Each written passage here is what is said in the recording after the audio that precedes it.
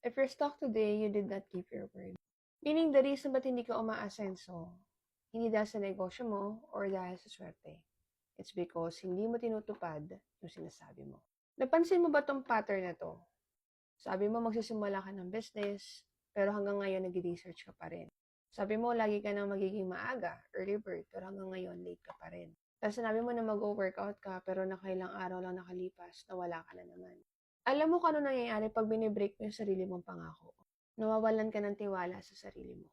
Remember, the foundation of business is relationships. The foundation of relationships is trust.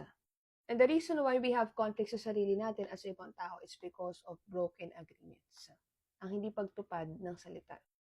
Tandaan, kapag wala kang self-trust, natatakot ka kumilos.